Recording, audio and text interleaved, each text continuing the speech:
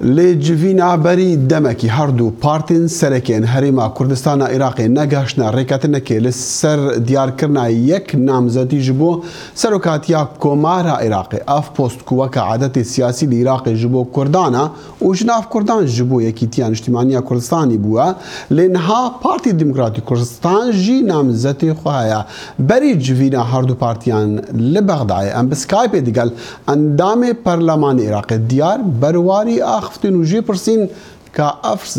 پرس گها کی داری براستی پرسا سرو کماری پتر گرم بویا یعنی وقت ما دروجت بوریدا یعنی ایکی هیوی دبیا ما رینشتناوی کربا شویدی او رینشتنا درست نبو خلکی درست نفول دانا بو جمارا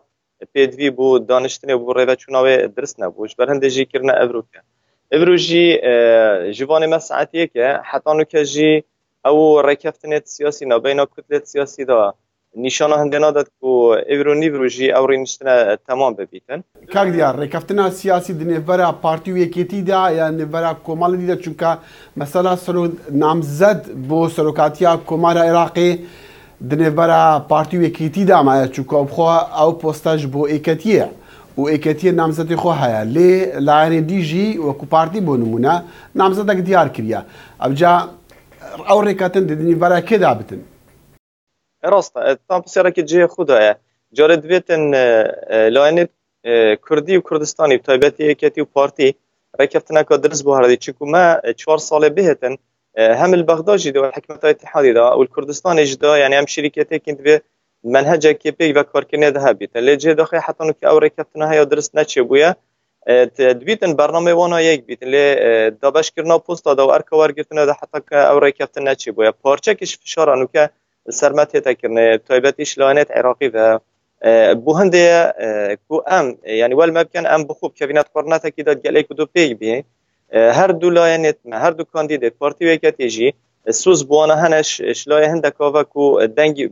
مسوگر بیت همان دم دا شلایانه که دیو دنگ بوتین بجنید بیتن ام نشین همی کسی خوان دامت خورازی کنج برهنده هر دو لاین جی تحراج دنا کادر کبن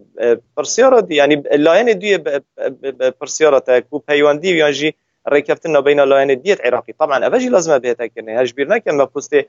سروکی وزیر های کو او پست که سیادیه و شرع مازن توری ده های البته اللي قالك زويا ام بحثي ويب كاين تشكو ديفيت سروك كمال بتدانين بري بحث سروك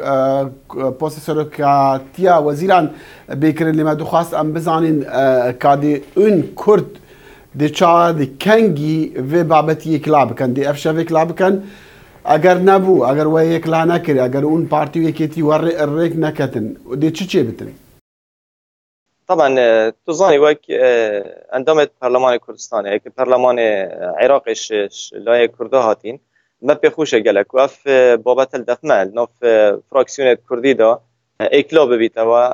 او ببيتا بهنگوا كا هر باشكو دي فراكسيون كردي هفدم و هفراي بن قالك ودو بشين بيك و باشروج دا بيك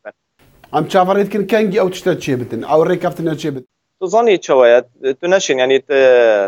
مسرح السياسيين که کردستانی دا ادبیت خلال 5 دقیقه به دا برای رکیبدن پیک ورین خانه رکیبتن اگیب کن اجبر هندیجی ام همی جاورینه یعنی ام همی راستی هیویا سرکرداتینا و بروکاجی او تیم پارتی سرکرداتی و تیم یکتیش سرکرداتی نو بغدادانا و یک و دو جدن یعنی پوانج پیوندی گلی کدو دا هیا جاورینه و ام مهیویا که مازن های که بری کومبینا نو پارلمانی دا چه بیت کرد بخو وی بابتی اکلا کن امی ویدارن زوی کلابتن چوکاوا وقت گویی باشکش پروسه سیاسی اتفاقی عراقی و هلبت باش روزهاری ما کردستانی پیوگری دایا اگر نبا او ریکفتن نبا و چی بتن افروک که ام پیش بینی هندید که گلانه کردی رکبن اگر هاتو یعنی سیناریو دو اگر رک نفن نفولا پارلمانی دا افتشت اکلا بیت طبعا ضرر روزیانه بو کرده های ابو هر دو حزبای سر کوید و یه کاندیدی سر نکوید جی جبلی هندجی دا ما في قناغ دا ما حليفة خويت شيعجي اخصني احراجيه كمازن براستي تشكوجي نظام دنگی بدن کیشلانی بدرستاهی یعنی پروسس سیاسی همی پیگ وگیره داین چند برگزار هنه چند نامزد هنه بو سروکاتیا کمار نوکا طبعا 25 کس هبون شوانا 7 کردن 7 کرداجی دکتر فؤاد و دکتور برهمه اف هر دو که مناقصه سرکی نکرد. اگر یکی 219 دنگ نه اینان جاره یکی لدنگ دانه یکی پرلمانی چند جوان ایدکو جماعت بترد بند دکاون یعنی سینه چار پنجن چند کسن دکاون دنگ دانه دوی دو کس دیچن دو کس دنگ تر بلند دیچن دی هفره کتنا بین وادابید. بله برز دیار برواری اندامی نو هل بجارتی پرلمانی عراقی ام قال که سپاسیت کن. سپاس باشی ورگتنا من سپاس.